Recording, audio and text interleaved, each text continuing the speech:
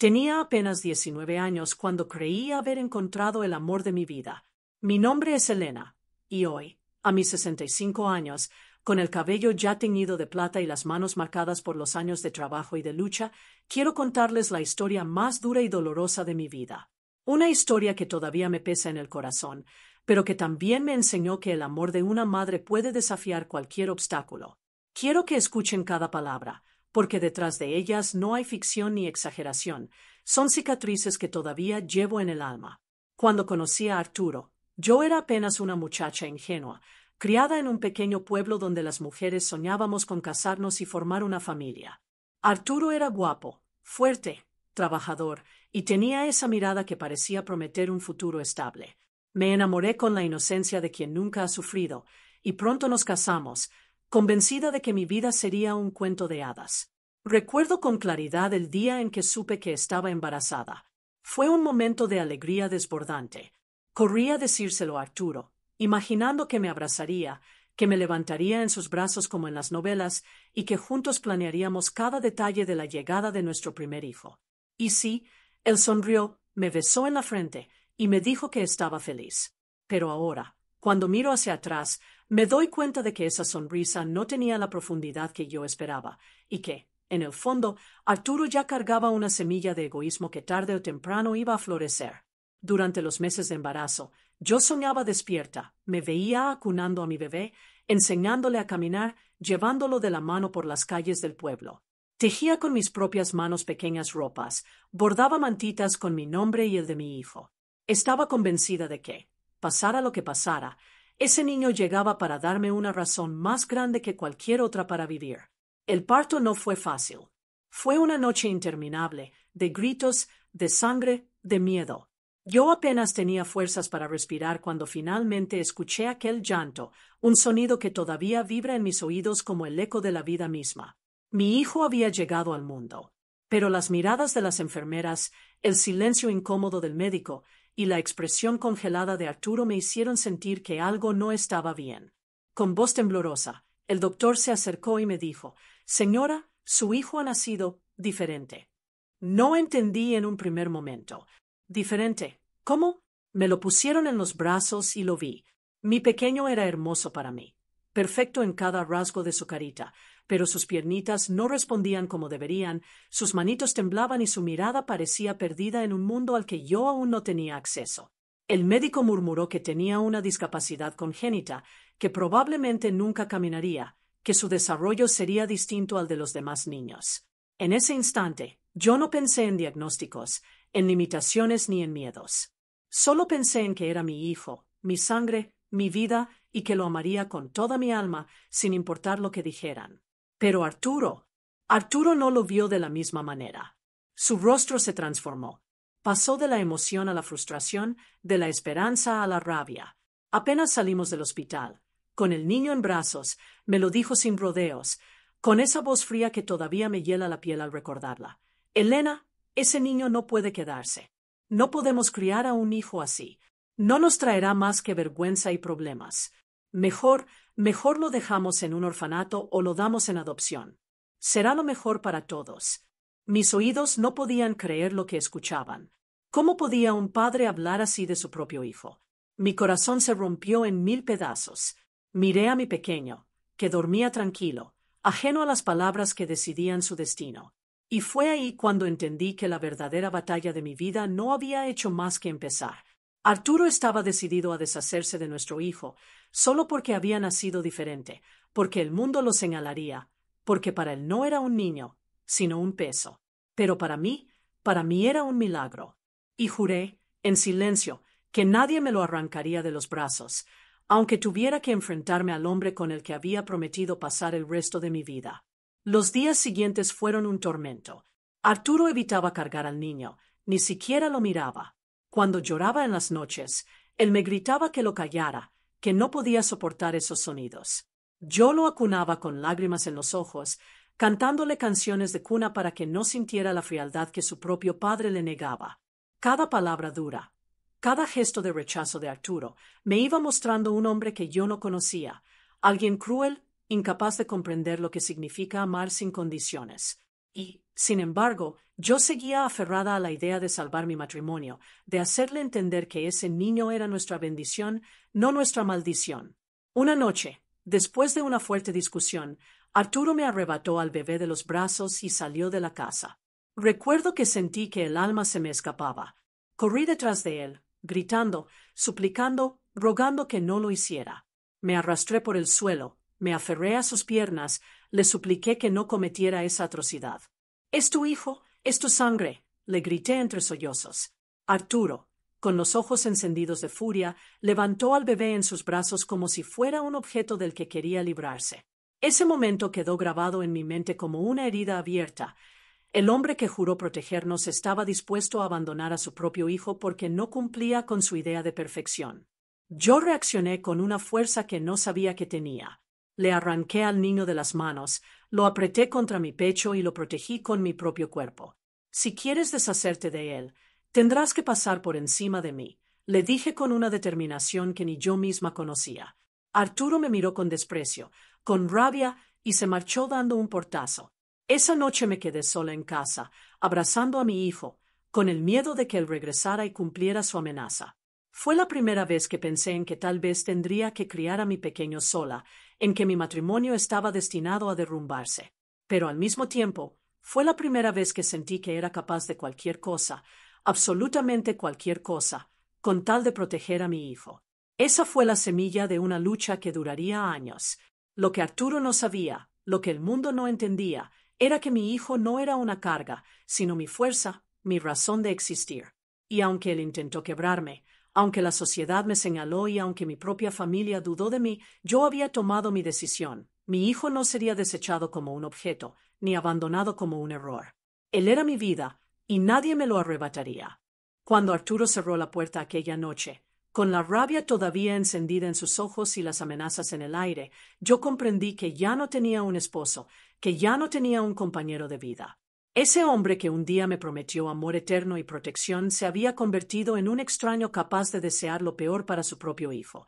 Me quedé sola, abrazando a mi pequeño, temblando de miedo, pero también con una determinación que nunca antes había sentido.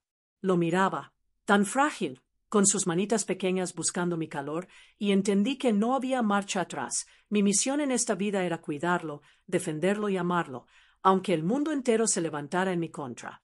Esa noche no dormí. Pasé las horas acunándolo, susurrándole promesas al oído, diciéndole que nunca estaría solo, que yo sería sus piernas, sus brazos, su voz y su fuerza, aunque me costara todo lo que tenía. Los días siguientes fueron una pesadilla. Arturo no volvió a casa. Mi suegra vino a verme y me lanzó miradas de desprecio, como si mi hijo fuera un error que yo había traído al mundo para manchar el apellido de la familia. Sus palabras aún me duelen. Ese niño no merece vivir bajo este techo. Te lo advertí, Elena, que no estabas a la altura de mi hijo. Y ahora míranos, convertidos en la vergüenza del pueblo. Yo no respondí, solo lo apreté contra mi pecho, porque sabía que cualquier palabra que saliera de mi boca sería usada en mi contra. No pasaron muchos días para que me llegara la noticia de que Arturo se había ido a vivir con otra mujer, una que no tenía cargas y que podía darle los hijos perfectos que él tanto deseaba. Mi corazón se rompió en 1000 pedazos, no por perderlo a él, porque ya había dejado de amarlo en el momento en que quiso deshacerse de nuestro hijo, sino porque me sentía traicionada, abandonada en el momento más vulnerable de mi vida. Pero no tuve tiempo para lamentos. Tenía un bebé en brazos y un mundo entero dispuesto a juzgarme. Mis vecinos murmuraban a mis espaldas, decían que mi hijo estaba condenado, que no viviría mucho, que sería una cruz demasiado pesada para mí. Algunos incluso se atrevieron a aconsejarme que lo entregara a una institución, para que al menos tú tengas la oportunidad de rehacer tu vida. Me decían con esa falsa compasión que más parece veneno que ayuda. Pero cada vez que escuchaba esas palabras, mi corazón ardía más fuerte y mi decisión se hacía inquebrantable. Mi hijo no sería entregado, mi hijo no sería escondido, mi hijo no sería tratado como un error. La vida se volvió dura, muy dura. Con apenas 20 años, me encontré criando sola a un niño con necesidades especiales, sin dinero, sin apoyo y con la mirada condenatoria de toda una comunidad encima de mí. Trabajaba en lo que podía, lavaba ropa ajena, limpiaba casas, vendía pan en las calles. Muchas veces llevaba a mi hijo conmigo. en una canastilla vieja, envuelto en las mantas que yo misma bordaba en las noches sin sueño. Había días en los que apenas tenía para comer, pero nunca permití que él pasara hambre. Si había que elegir, yo me quedaba sin probar bocado, pero a mi hijo no le faltaba leche ni abrigo. Lo más difícil eran las visitas al médico. Cada revisión era un recordatorio de que su desarrollo sería distinto, que tal vez nunca caminaría, que su vida estaría llena de retos. Los doctores hablaban en voz baja, como si no quisiera escuchar lo obvio, que la sociedad nunca lo aceptaría, que él siempre estaría en desventaja. Pero lo que ellos no sabían era que yo no necesitaba que mi hijo fuera aceptado por la sociedad. Yo lo aceptaba. Yo lo amaba. Yo lo veía como un regalo, aunque el resto del mundo lo considerara un castigo. A medida que pasaban los meses, mi pequeño comenzó a crecer, y con cada sonrisa que me regalaba, con cada mirada que me ofrecía desde sus ojitos profundos, sentía que mi sacrificio valía la pena. Sus risas eran mi alimento, su respiración era mi motivo de vida. Y aunque el peso de la soledad me aplastaba, él era mi luz en medio de la oscuridad. Recuerdo un día en especial, cuando tenía casi 1 año. Estaba sentada en el suelo, agotada después de lavar ropa hasta que mis manos sangraban, y lo vi intentando mover sus manitas torpes hacia mi rostro. No podía hablar, no podía expresarse como otros niños de su edad, pero esa mirada, esa caricia débil en mi mejilla, me hizo sentir que todo el dolor era soportable. Sin embargo, Arturo no tardó en regresar a mi vida, no para ayudarnos, sino para intentar arrebatarnos lo poco que teníamos. Una tarde apareció en la puerta, con una expresión altiva, acompañado de su nueva mujer. Quería que le entregara al niño. Dijo que lo llevaría a un lugar mejor, donde lo cuidarían. Yo sabía que mejor significaba abandono, significaba condena. Lo enfrenté, con la voz temblando pero firme. Este niño no necesita un lugar mejor. Ya lo tiene. Lo tiene aquí, conmigo. Tú renunciaste a ser su padre el día que decidiste darme la espalda. No vengas ahora a arrancarlo de mis brazos. Arturo me insultó, me llamó loca, me acusó de arruinar su vida. Pero yo no cedí. Y cuando intentó dar un paso dentro de la casa, me interpuse en la puerta con el cuerpo temblando, lista para luchar con uñas y dientes si era necesario. Esa noche lloré en silencio, porque entendí que no solo tenía que enfrentar la pobreza y la soledad, sino también a un hombre dispuesto a destruirnos para ocultar su vergüenza. Pero también esa noche hice un juramento. Jamás permitiría que nadie, ni siquiera su padre, decidiera el destino de mi hijo. Él no era una carga, no era una vergüenza, no era un error. Él era mi milagro.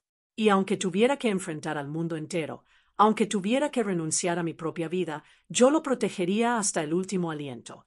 Lo que nunca imaginé era que esa decisión me llevaría a vivir pruebas aún más duras, momentos en los que sentí que no podía más, y también giros inesperados que cambiarían para siempre la historia de nuestras vidas. Porque lo que el mundo despreciaba en mi hijo, algún día se convertiría en la mayor lección de amor y de fuerza que alguien podía dejar en esta tierra. Los años pasaban, y cada día era un nuevo desafío. Criar a un niño con discapacidad en un entorno donde la ignorancia y el prejuicio dominaban no era tarea sencilla. Yo apenas tenía 20 y pocos años, pero ya sentía que cargaba el peso de una vida entera en mis hombros. Mi hijo, al que llamé Gabriel porque desde el momento en que lo vi supe que era mi ángel, crecía entre dificultades y sonrisas, entre lágrimas y pequeños triunfos que para mí significaban todo. Mientras los demás niños del barrio corrían detrás de una pelota, él apenas podía mantenerse erguido en mis brazos, pero esa mirada profunda que tenía, esa ternura en su sonrisa, me confirmaban que no importaba lo que dijeran los médicos o el mundo entero, Gabriel estaba aquí para enseñarme algo mucho más grande que lo que yo podía imaginar. La pobreza era mi compañera constante. Hubo noches en que me acosté con el estómago vacío, porque prefería guardar el último pedazo de pan para mi hijo. Hubo días en que mis manos sangraban de tanto lavar ropa ajena, pero aún así, al regresar a casa y ver la sonrisa de Gabriel, sentía que todo esfuerzo era pequeño comparado con lo que él me daba. Mis vecinas me miraban con lástima, otras con desprecio, murmuraban que yo estaba condenada a una vida de miseria por haberme aferrado a un niño diferente. Sin embargo, cada palabra hiriente se transformaba en combustible para mi corazón. Yo me repetía una y otra vez, mi hijo no es un castigo, es un regalo, y lo voy a demostrar. Fue en medio de esa lucha silenciosa que apareció en mi vida alguien inesperado. Doña Carmen, una mujer mayor, viuda, que vivía en la casa de la esquina. Ella había visto mis esfuerzos, mis idas y venidas con Gabriel en brazos, y una tarde me llamó desde su puerta. Yo desconfiaba, pues ya me había acostumbrado a las críticas, pero en su mirada no había juicio, sino ternura. Me ofreció una taza de café caliente y me pidió que me sentara. Fue la primera vez en mucho tiempo que alguien me escuchó sin interrumpirme, sin juzgarme, sin mirarme con pena. Le conté mi historia, le hablé de Arturo, de su abandono, de mi hijo, de mis miedos. Y ella, con una voz suave, me dijo: «Elena, lo que haces es lo más grande que puede hacer una madre. No estás sola, aunque así lo sientas. Dios nunca abandona a quienes aman con tanta fuerza». Esas palabras se clavaron en mi corazón como una semilla de esperanza. A partir de entonces, doña Carmen se convirtió en un ángel en nuestras vidas. Me ayudaba a cuidar a Gabriel cuando yo debía trabajar, me enseñó remedios caseros para fortalecerlo, me regalaba comida cuando veía que en casa faltaba. Su apoyo no eliminó mis problemas, pero me recordó que todavía había bondad en el mundo y que no debía dejar que la crueldad de algunos me cegara. Gracias a ella, pude darme cuenta de que la vida no se trataba de tenerlo todo, sino de valorar los pequeños milagros que llegaban disfrazados de gestos sencillos. Mientras tanto, Gabriel seguía creciendo. No hablaba como los otros niños, no caminaba con la misma facilidad, pero aprendió a comunicarse conmigo de formas únicas. Una mirada suya me decía más que 1000 palabras. Una sonrisa suya era capaz de iluminar los días más oscuros. Y fue él, con su inocencia, quien empezó a cambiar la percepción de algunos vecinos. Los niños del barrio, que al principio se burlaban de él, poco a poco comenzaron a acercarse, curiosos por su dulzura. Una tarde, mientras yo lavaba ropa, lo vi riendo junto a 2 pequeños que le enseñaban a jugar con piedras y palitos.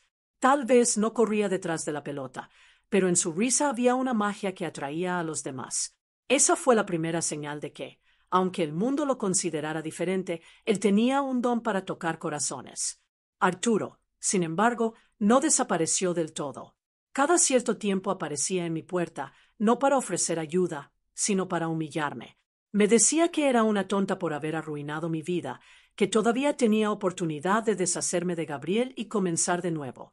Su presencia era como una sombra que amenazaba con apagar mi luz, pero cada vez que lo escuchaba, mi determinación se fortalecía. Yo lo miraba con desprecio y le decía: «Tú perdiste el derecho de llamarte padre el día que quisiste abandonarlo. Ya no tienes poder sobre nosotros». Y aunque por dentro temblaba de miedo, sabía que mis palabras eran verdad. Una de las noches más duras que recuerdo fue cuando Gabriel enfermó gravemente. Tenía fiebre alta, su cuerpecito ardía en mis brazos, y yo no tenía dinero para llevarlo al hospital. Corrí con él en brazos hasta la casa de doña Carmen, llorando y suplicando ayuda. Ella no dudó, me dio el dinero que tenía guardado y me acompañó hasta el pueblo vecino, donde un médico pudo atenderlo. Pasamos horas interminables en aquella sala de espera, temiendo lo peor. Pero cuando por fin salió el doctor y me dijo que estaba fuera de peligro, sentí que volvía a nacer. Aquella experiencia me mostró cuán frágil era nuestra vida, pero también cuán fuerte podía ser mi fe. Esa misma noche, mientras Gabriel dormía tranquilo después de superar la fiebre, me arrodillé junto a su cama improvisada y recé como nunca antes lo había hecho. Le pedí a Dios fuerzas, le pedí paciencia, le pedí que me diera el valor para seguir adelante. Y en mi corazón escuché una respuesta silenciosa: «Tu hijo no vino al mundo por error. Él es tu misión». Desde entonces, cada sacrificio, cada lágrima, cada humillación, los acepté como parte del camino que debía recorrer para honrar esa misión. Lo que nadie imaginaba era que la vida me tenía preparada una sorpresa. Una tarde, mientras regresaba del trabajo, un hombre desconocido se me acercó. Era un médico joven que había llegado al pueblo para trabajar en un pequeño centro comunitario. Había oído hablar de mi hijo y quiso conocerlo. Al principio desconfié, temiendo otro juicio disfrazado de compasión. Pero cuando lo vi inclinarse ante Gabriel, mirarlo a los ojos y tratarlo con respeto, entendí que algo diferente estaba sucediendo. Me dijo que existían terapias, tratamientos, maneras de estimular su desarrollo. Cosas que yo ni siquiera sabía que existían. Ese encuentro marcó un antes y un después en nuestras vidas. Por primera vez, alguien me ofrecía una esperanza real, una oportunidad de darle a Gabriel un futuro mejor. Y aunque yo apenas tenía recursos, ese médico, llamado Alejandro, me prometió que me ayudaría, que no todo estaba perdido.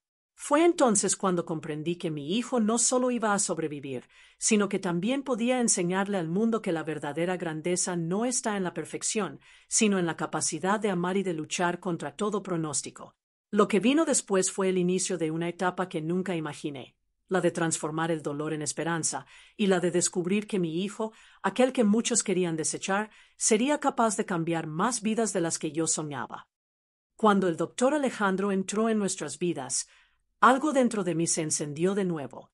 Era como si la oscuridad que me había acompañado durante años se abriera apenas para dejar pasar un rayo de luz.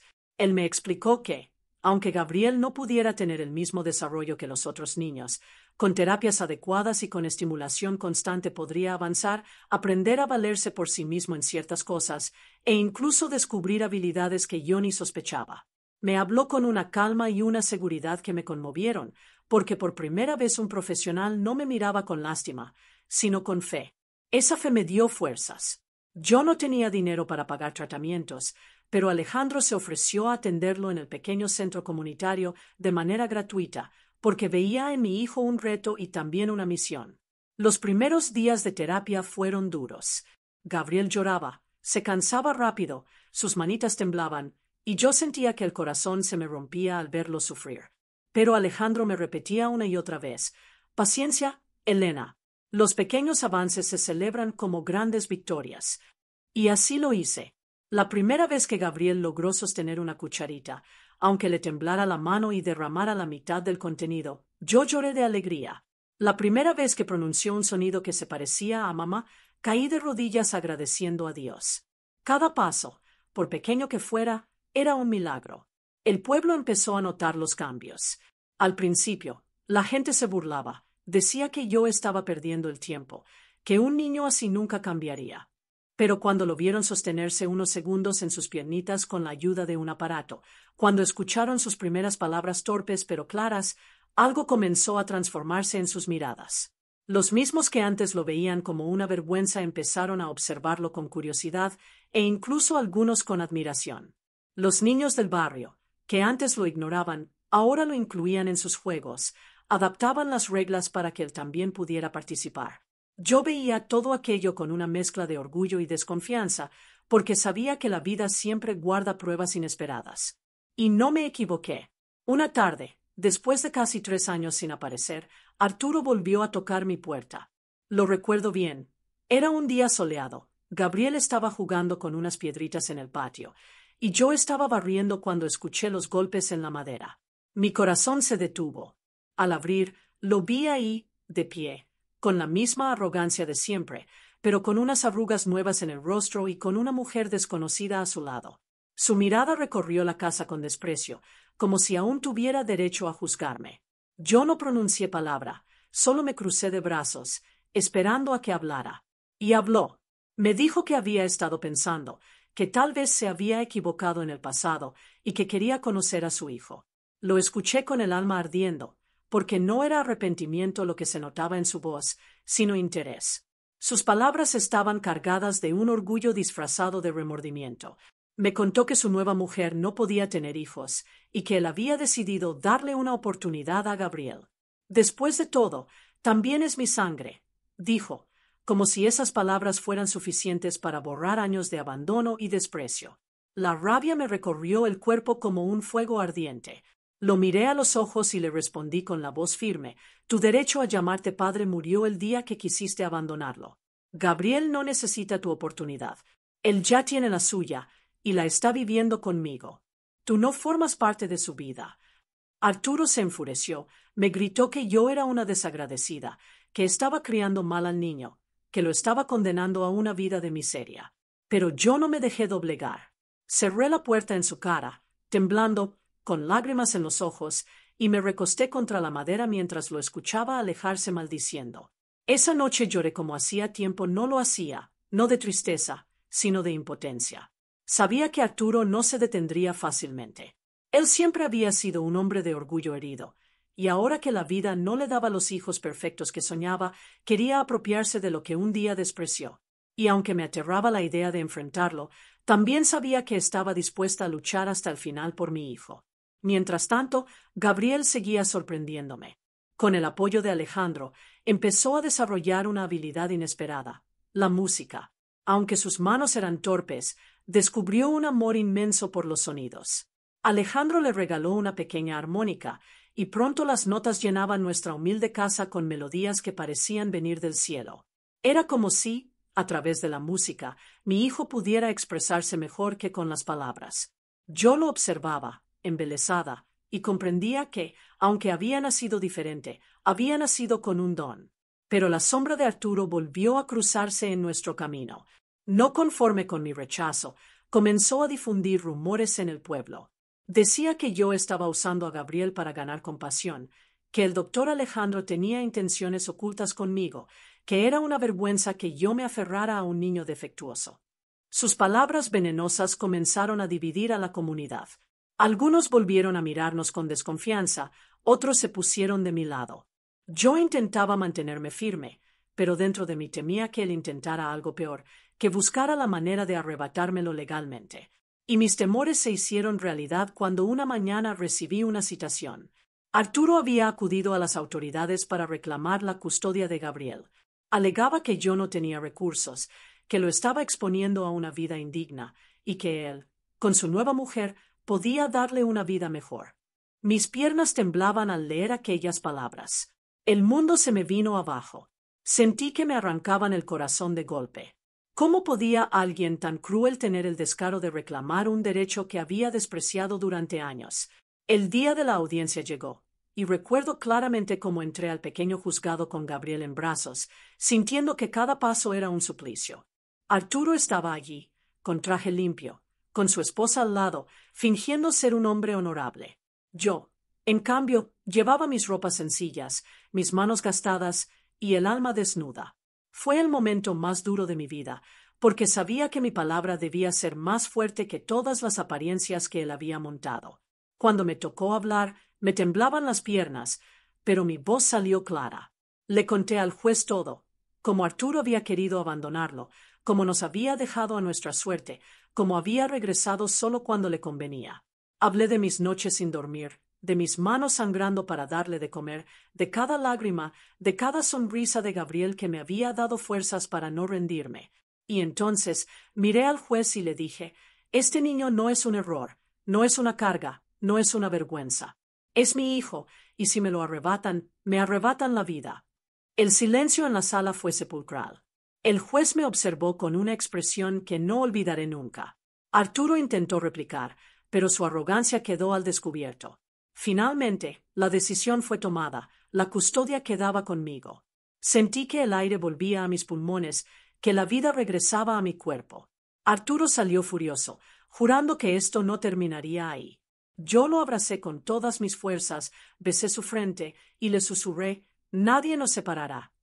Lo que no sabía era que ese triunfo traería consigo una nueva batalla, una mucho más peligrosa, porque Arturo no estaba dispuesto a aceptar la derrota. Y lo que ocurrió después marcaría para siempre el destino de mi hijo y el mío. Cuando cierro los ojos y recuerdo todo lo que vivimos, siento que mi vida fue un río turbulento que quiso arrastrarme muchas veces, pero al final, ese mismo río me llevó a un mar de calma y sentido. Hoy, con 65 años, entendí que la vida nunca se equivoca, coloca pruebas en nuestro camino no para destruirnos, sino para forjarnos.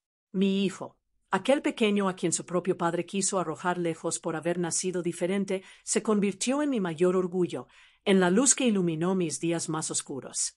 Él no fue un castigo, como muchos insinuaron. Fue un milagro, un regalo envuelto en dificultades, que solo con amor y perseverancia pudo abrirse para mostrar toda su grandeza. Y cada lágrima que derramé en silencio, cada noche en vela luchando contra el hambre y el cansancio, se transformaron en semillas que germinaron en su vida, dando frutos que jamás imaginé ver.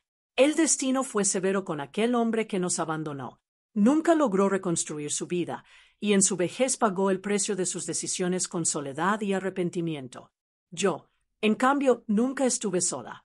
Mi hijo fue mi compañero, mi razón de seguir, mi maestro silencioso. Sus limitaciones físicas jamás le impidieron volar con el alma, porque su arte lo elevó más alto que cualquier cuerpo perfecto podría hacerlo. Recuerdo la primera vez que vi a la gente aplaudir de pie frente a uno de sus cuadros. Sentí que cada golpe, cada insulto, cada humillación del pasado se desvanecía. En ese instante, comprendí que la vida misma estaba aplaudiendo con ellos, celebrando la fuerza de un niño que no se dejó definir por el rechazo. Y entonces me llegó la revelación más poderosa. Yo pensaba que había salvado a mi hijo aquella vez, defendiendo su derecho a existir, pero en verdad fue él quien me salvó a mí. Me enseñó a luchar, a no rendirme, a descubrir en mí una mujer valiente que nunca habría imaginado ser. Mientras su padre se perdió en el odio y en la cobardía, nosotros encontramos fuerza en el amor. Y aunque muchas veces lloré pensando que la vida había sido injusta conmigo, hoy entiendo que lo justo fue tener la oportunidad de ser su madre. Porque gracias a él no viví una existencia vacía, sino una historia digna de ser contada. Hoy, al mirar sus obras colgadas en museos, al ver su nombre reconocido, sé que todo valió la pena. Y pienso en las palabras que él mismo me dijo una vez: «Mamá, yo no nací diferente, yo nací especial». Esa frase quedó grabada en mí como una verdad absoluta.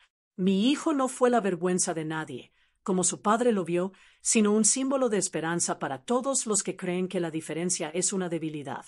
La diferencia, en realidad, es la firma única de cada vida, es lo que nos convierte en extraordinarios. Por eso, cierro esta historia con una imagen que guardo en mi corazón, una madre con los brazos extendidos, protegiendo a su hijo de un mundo cruel, y ese mismo hijo, años después, con sus manos frágiles pero firmes, sosteniéndola a ella y elevándola más alto de lo que nunca soñó. Porque así fue mi vida.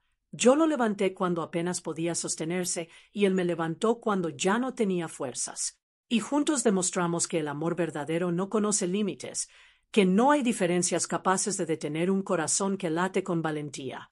Y si hoy alguien me pregunta qué aprendí de todo esto, solo puedo responder con la voz quebrada, pero llena de orgullo: el hombre que quiso deshacerse de mi hijo perdió todo. Yo, en cambio, lo gané todo, porque ese hijo es y será mi mayor victoria. Y así, mientras la vida me acerca lentamente a mi final, solo me queda una certeza que deseo dejar grabada en el corazón de quien escucha mi historia. El verdadero valor de una madre no se mide por lo que soporta, sino por lo que defiende, y yo defendí la vida de mi hijo hasta el último aliento. Porque aquello que un día llamaron diferencia fue, en realidad, el milagro que me enseñó que lo perfecto no siempre tiene forma, pero siempre tiene alma.